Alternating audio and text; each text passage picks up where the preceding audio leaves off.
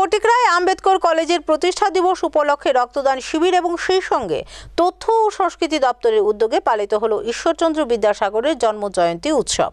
বৃহস্পতিবার কলেজে আয়োজিত এই অনুষ্ঠানের উদ্বোধন করেন মন্ত্রী সুধাংশু দাস। ঊনকোটি জেলার ফটিকরায় আম্বেদকর কলেজে 34তম প্রতিষ্ঠা দিবস উপলক্ষে বৃহস্পতিবার কলেজ ক্যাম্পাসে এই রক্তদান শিবিরের আয়োজন করেন কলেজ কর্তৃপক্ষ। সেখানে কলেজ পড়ুয়ারা স্বেচ্ছায় রক্তদান করেন। পাশাপাশি এদিন রাজ্য সরকারের তথ্য সংস্কৃতি দপ্তরের উদ্যোগে এবং আম্বেদকর মহাবিদ্যালয়ের ব্যবস্থাপনায় কলেজের অডিটোরিয়ামে পালন করা হয় ঈশ্বরচন্দ্র বিদ্যাসাগরের 204তম জন্মজয়ন্তী উৎসব। রক্তদান শিবির এবং জন্মজয়ন্তী অনুষ্ঠানের সূচনা করেন ত্রিপুরা সরকারের ক্যাবিনেট মন্ত্রী তথা এলাকার বিধায়ক সুধাংশু দাস।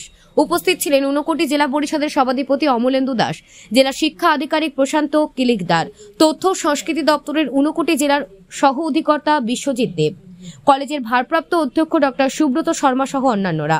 অনুষ্ঠান শুরুর আগে বিদ্যাসাগরের প্রতিকৃতিতে শ্রদ্ধা জানান অতিথিরা।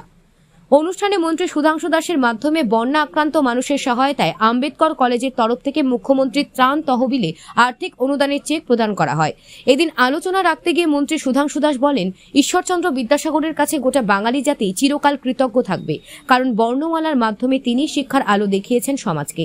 মন্ত্রী বলেন, উচ্চশিক্ষা অর্জনের সাথে সাথে ঈশ্বরচন্দ্রের বই পড়া আবশ্যক, কারণ মানুষ বর্তমানে প্রাথমিক শিক্ষা ভুলে পাশ্চাত্য শিক্ষায় শিক্ষিত হচ্ছেন, আর এতে করে মানুষে মানুষে বাড়ছে হিংসা, তৈরি হচ্ছে ধর্মে ধর্মে বিভেদ। ঈশ্বরচন্দ্র বিদ্যাসাগর বলেছিলেন, বিদ্যা হচ্ছে সমাজের সর্বশ্রেষ্ঠ সম্পদ,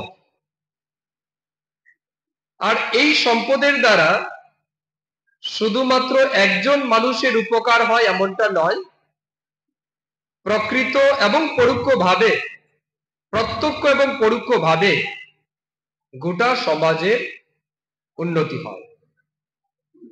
এবং এটা কিন্তু আজ আমরা পরিলক্ষিত করছি। এই বিদ্যার মাধ্যমে শুধুমাত্র ব্যক্তির জীবনের উন্নতি ঘটছে না, এটা গোটা সমাজের কিন্তু উন্নতি হচ্ছে। আমরা হয়তো আজ অনেকেই বাল্য শিক্ষার যে চটি বইটা পড়েছিলাম, তার এক একটা লাইন হয়তো অনেকে ভুলে গেছে, কারো কারো হয়তো বা মনে আছে।